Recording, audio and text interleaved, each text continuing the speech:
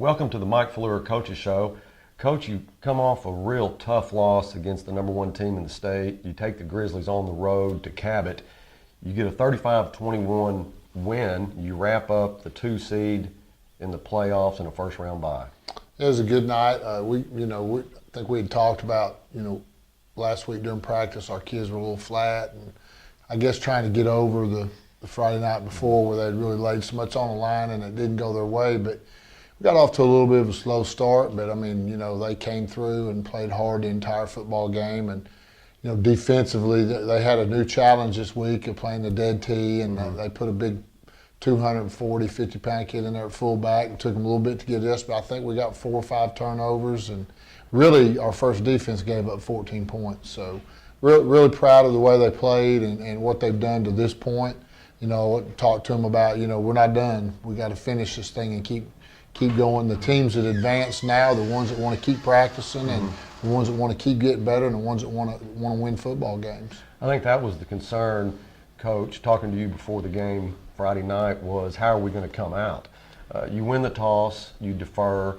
They go on a 7.5-minute drive and score on a 1-yard run with that kid you're talking about, Seidel. They had him listed at 6'1", 140, linebacker. And I was talking to Jeff, my co-broadcaster, that I think this is probably the first week that this kid has played. I'm not 100% sure. I think that's right, but I am 100% sure he's bigger than 140 pounds. Oh, yeah. He's every bit of 240 pounds, but it was the first time he'd played fullback this year. We had kind of gotten word through another coach that we're going to do that and try to just pound it up the middle, which first drive they did a really good job of that. And took our kids a little bit of time to get used to that, the flow of that. But they did, and after we got going, they did a good job. And so, it was a long drive. I think when I looked at the clock and we finally got the ball on offense, there was like a minute. It seemed like 2 minutes to go in the first quarter. Yeah, they strung it out for a long time, Coach. It was just 3 yards here, 4 yards there, just repetitive over and over. Had a lot of success with it. They get the touchdown. We're down 7-0. We get the kickoff back and we're moving it. Things are going good. We have Trey throw a long pass after a 40-yard run, but he throws a pass and we get an offensive pass interference. Right. When I see the flag, I'm thinking, well, that's pretty generous. We're going to get an offensive or a defensive interference here, and no, we don't. It's offensive pass interference. Yeah, they called it on Kedrick. I didn't think the ball, the ball was thrown out of bounds, but, it doesn't really matter in high school. There's very little contact, but you can't tell who did it, so they called it on us, and that kind of stopped that drive, and we ended up having to punt. Well, at the end of the first quarter, we're down 7-0. We get the ball back, and we go on a drive, but we have to punt. They force a punt. Chewy does a good job with the punt. We end up forcing a fumble on them. We get the ball back at their 29. Yeah, again, defense done a great job, and we've got to, when we have those drives, we need to finish. And later in the game, we do. But early, we our own worst enemy on some things. I think we got stopped on short yardage once, but Chewy did a good job of pinning them back there, and then defense came out, like I said, did a great job getting us the football. Well, you get the ball back on the 29. You got Kedrick Thomas playing in the backfield a little bit. Coach, he goes on a couple of runs. He gets a little bit here and there, but he ends up going on a 15-yard touchdown run with 9:51 left in the second. Yeah, we went with a 2-backfield a lot this week, just some things we wanted to do, and it worked out really well once we got going. But Cabot made 2 good runs and then made the guy miss out there in open field and went in and took it in for the first score. Well, that ties it up at 7. We get the ball back. We end up getting a turnover on downs. Coach, they get the ball back and we get a turnover on downs. Then we get the ball back and we punt. They have the football, and we force them in a fourth down. They have to punt. Their long snapper, to me, has looked weak earlier in the night. He now centers the ball over their head. Their punter runs it down at the goal line, but he's able to get it all the way back to the 19 before we tackle him. But it's our ball at the 19. Yeah, we're not – we've played more of a I don't want to – the last 3 years we went after the punter trying to block punts. We didn't block but one maybe 3 years, so we decided to be more of a return type deal.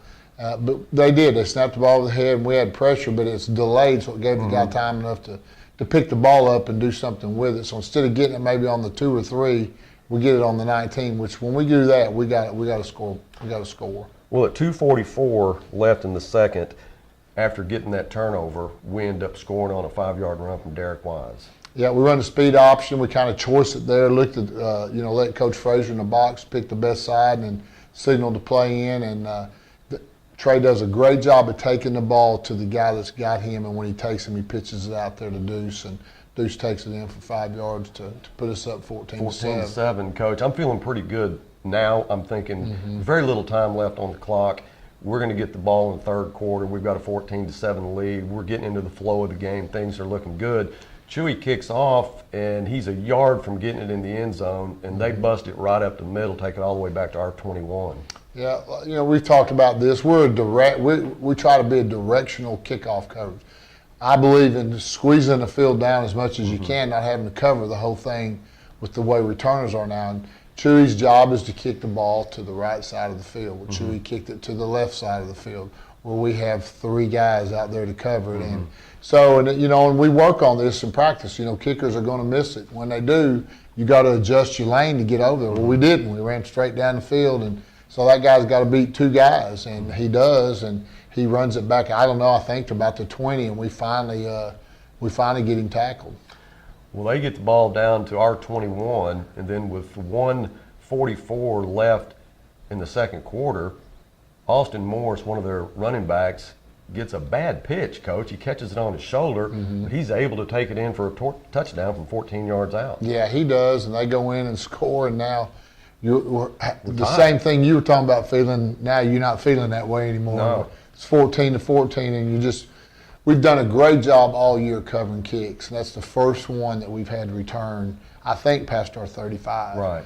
And, so then we open the door for them to get right back in it. It was a little bit shocking to see him return the kick like that because, as you say, nobody's really had success against us when they do have the chance to return it. Most of the time the ball's in the end zone for a touchback.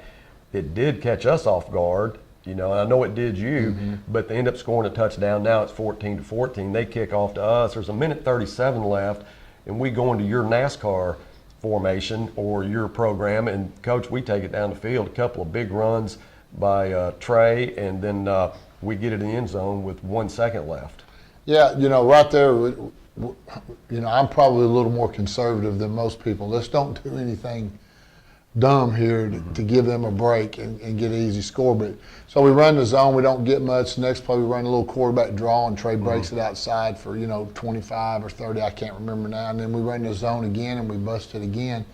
Then Trey hits Greg Washington over on the sideline, and it's going to be about an 8-yard game, but Greg makes the first guy miss and just takes it right down the sideline and almost scores right there, but he gets knocked out to 1, come back, and I think it's Pendleton that scores there for us. And we kind of go right back to where we were, 14-7, now 21-14, but it kind of gave you that feeling again about, okay, things are starting to flow our way a little bit.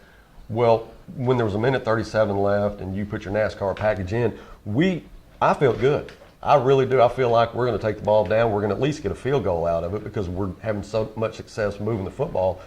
And like you said, Greg Washington takes a pass. You think it's going to be an 8 or 9 yard gain. He makes a man miss. We think he's in the end zone, but they knock him out at the 1 yard line, and then Pendleton takes it in for a touchdown, gives it 21-14. Yeah, it's a great move by Greg. I mean, he just, teach him to run out of bounds and make sure we save the clock, but he made the guy miss. And I mean, like I said, he's within a half yard of scoring himself. And Coach, you got to think about the time too. You're working against the clock, and Greg makes that decision. And thank goodness there's 5 seconds left.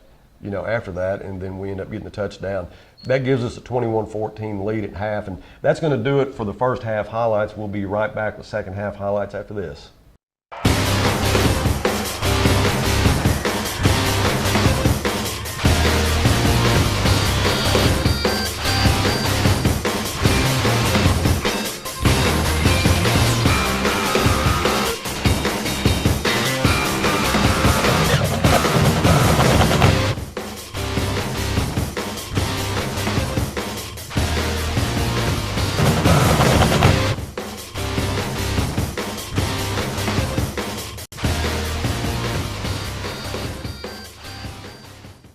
Welcome back to the Coach Fuller Show. Coach, we're going at halftime, 21-14 lead. You know that you're going to get the football first in the third quarter. What are you telling the team at halftime? Just basically, hey, we weren't really, I'm not going to say we weren't ready to play, but the emotion part of it wasn't there. Hey, now it's 21-14. Let's come out. Let's score. Let's put this thing. Let's get control of it and take care of our business. I know your mindset is in the beginning when you do win a toss, you really depend on your defense. You defer. You're going to get the kickoff in the second half. You want your defense to make a stop initially. That didn't happen in the first half. They end up going on a long drive and getting a touchdown. We get the ball first in the second half, and you want to put the points on the board. And we are moving the football. We're having a lot of success, especially at the end of the first half. Had the momentum.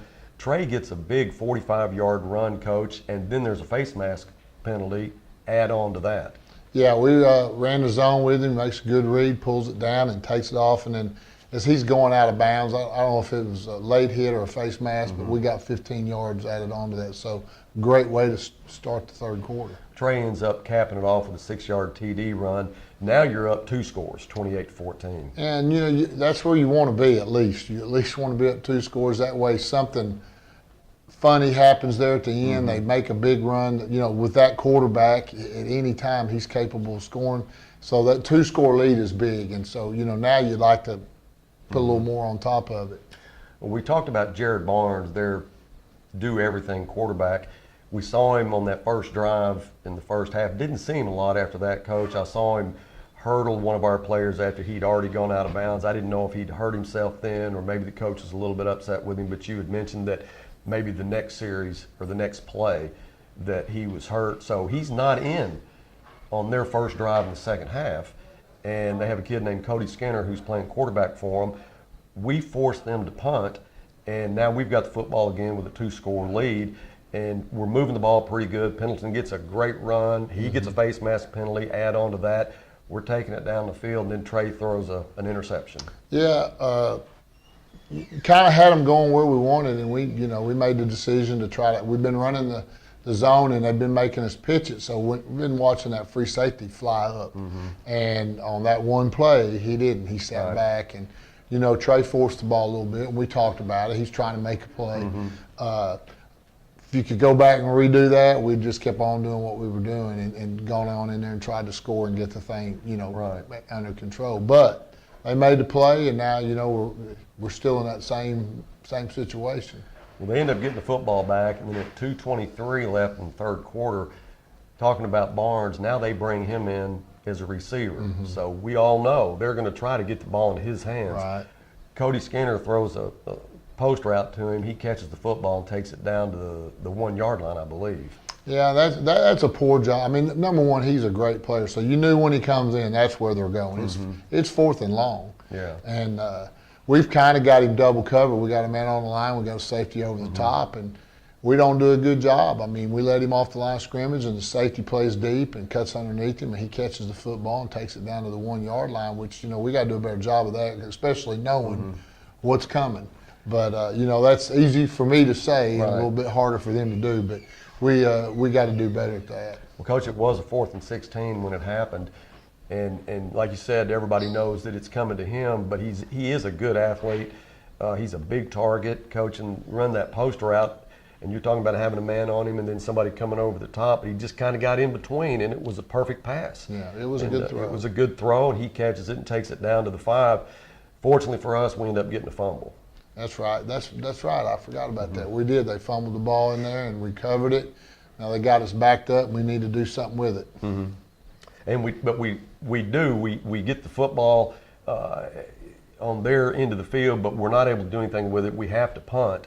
They get the football back, and then at 10 minutes and 51 seconds left in the game, Matthew Jackson gets an interception. Yeah, that's right on our sideline, and he does a great job. He's over the top, and I believe they're throwing it to Barnes on this one. But he does where we're supposed to be and make the play, and Matt does a great job right there. Well, they take him out to Trey's side, or maybe Trey flips, Coach. I'm not sure what happened there, but Trey's on him. Yeah. And then you got Matthew Jackson that's playing over the top. And he makes a great interception, takes it back to our 48-yard line. Yeah, we wanted Trey to flip with him all night, and one time we didn't. And it was the time he caught the post, but you know that's their Division I player against our Division I player, so that was our thinking on that. And you know Trey does a good job on the line of scrimmage, not letting him off easy, and then Matt's able to come over the top and make the play. Well, we get the football back, and then with 3 minutes and 17 seconds left, we're up 28-14, feeling pretty good. And then Right. Hunter Pendleton busts one for 35 yards right up the middle, Coach, untouched for a touchdown. Yeah, we've been running what we call our truck play, and it'd been close a couple of times. One guy would make the tackle, and Hunter makes a great cut. Lyman do a good job. He makes a great cut back behind our pulling guard, and like I said, nobody touches him, and he outruns the two guys in the secondary. Good job, good score. Now you're feeling really good. 35-14, you think that the outcome is not in question anymore, and then they end up getting a touchdown, makes it 35-21, Coach, but it's still, there's just, 8-10 seconds left in the game, and they kick an onside kick and get it. Yeah, I think there was about 45 seconds. 45. Yeah, because you're right. I never felt like the game was in danger, but we had put our young guys in the game. I'm one of these guys. Maybe I'm getting to the point where this is the wrong philosophy. Nobody else does it, I guess. But we're up 35-14. We got 2 minutes to go in the game.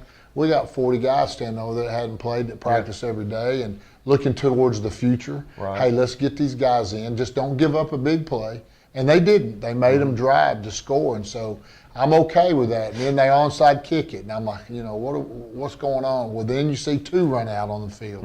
Well, now you've got to put your guys back in, because if they were to score in one play, funnier things have happened in this game, and you just couldn't take that chance. That's exactly right. And when you do put your starters back in, well, you have Elijah Taboo out there, Coach, and he ends up making an interception, and that ends it. But like you said, you're trying to get players in that don't get to play very much, but you do have to protect that at all costs. You want to win that game. You've got it in check, and Elijah just puts the cap on it. Elijah Taboo's, I might as well call him a starter. He's the only reason he's not starting is he's got two seniors in front of him. Right. But I feel, and Coach Curry feels as good with him in there as we do anybody. He's had a great sophomore year and going to be a heck of a player here in the years to come. But he makes a great break on the ball, picks it off. That seals the deal. We get to get our young offensive guys in for one play, Right. And so not as much as what we wanted, but it's a good win. It was a hard-fought win. It was a physical football game. That's two of them in a row, and so we gotta be smart as coaches this coming week to let our kids heal up and get ready for what we know is going to be another physical football game. Well, you win this one 35-21, Coach. You wrap up the 2 seed. You've got a first round bye. We talk about all of the playmakers offensively and defensively, and each week we give an A to Z variety player of the game. And Robert Wilkerson is this week's player of the game, Coach. You could have gotten it a number of times, in the past games, because you have so many guys that stand up and do outstanding jobs each week. He is our player of the game this week, Coach, and I know you're proud of him. He did a great job, but we need him again this coming week. Oh yeah, Robert's had a great senior year. He's a great kid. He comes over on offense and helps us as our kind of our power B back, and he's also with Max being hurt would be our second or third quarterback to go in, depending on what the situation was. He's a very talented young man, very smart young man, and so I'm proud for him for that. And you're right, there's several times he could have been that guy, but like I said, we have somebody different every week. Yeah, and Coach, I think at the first of the year, if you had been asked that at this time of the year you're going to have just one loss, and that's against North Little Rock in the conference, you'd have probably taken that. Oh yeah, you look at this season and. We lose the first game of the year to an undefeated now Greenwood team that's ranked number 1, and probably when you look back at that, you'd like to play them like we had in the past, game 3, where we had some guys with some experience, but we played them within one score and had a chance there on the last play to get to get the ball back. Then you lose to North Little Rock, undefeated, number 1 team in the state in 7A, and we've got a chance 4th and 1 with a minute and something to go, and we don't get it, and they bust a big play and they beat us. So, yeah, I'm very pleased with where we are. I'm not satisfied. I want us to keep getting better. I want us to keep working. You do all this, and after this Friday for the next 4 weeks, and that's a chance to win a state championship. I think we're one of those teams that, if we'll continue to improve and do the things that we should do, we'll have a shot. Well, Coach, I know that's your ultimate goal. You have done a great job so far up to this point with the kids, and playing on the road, you're perfect. You can't ask for any more than that. these kids have done exactly what you've asked them to do. You've been in situations that in the past you couldn't pull out of, and you are now. You've got them understanding what your goal is, and they're playing up to their potential. They're doing a great job. The record that we have now is awesome. The team that we're getting ready to play, I think sometimes in your mind, you might throw all that out to get that win. Oh yeah. Well, no, I'm glad we got all the other ones. Yeah. But I definitely, this is a big game for Right. us. I mean, it's a big game for the last 50 years, and it hasn't changed. And it's a game that we need to win, and we know it's going to be tough. You can throw out that they've struggled. You can throw out that we've done pretty good because it'll be different. It's always been different. It didn't matter what the records were, and our kids have got to get ready to play, and I have no doubt that they will be. Well, Coach, we're looking forward to it. We want more than anything to win this football game, and I know you do too. And you're right, the records mean nothing. Southside wins Friday night against Central 48-39. They can put points on the board. They have good football players. They're well coached, and this is that rival game. So you can throw all the records out, let them come over here to our place and do the best they can. But I know how you feel. If they think that you're going to lay down for them, No. just because they've won it 11 times in a row, No. it's not happening. No, it's not. We need to, again, it's going to be it's a fun game. I mean, place will be packed, and, Yes, sir. and everybody wants, on that side of town wants to win it, and on this side of town they want to win it. And so we're going to prepare to do the best we can do, which hopefully is win the football game and end that streak that people talk about, and get ready for the playoffs. Well, it's going to be a big one. We look forward to it. I know you look forward to it. Coach, just keep us in mind. We all have heart problems. If it goes down to the very end, I know the gambler that you are, we're looking forward to seeing some high caliber football and coming out with a victory. Well, that's going to wrap it up for this edition of Coach Mike Falleur's Coaches Show. Join us next week for a victory talk with Coach Falleur about the game that's coming up Friday night. If you can't make it to the game, it's this Friday night at 7 o'clock. Be sure and tune in at 6:30 for Coach Falleur's pregame show, and then at 7 o'clock for the kickoff. Until then, go Bears.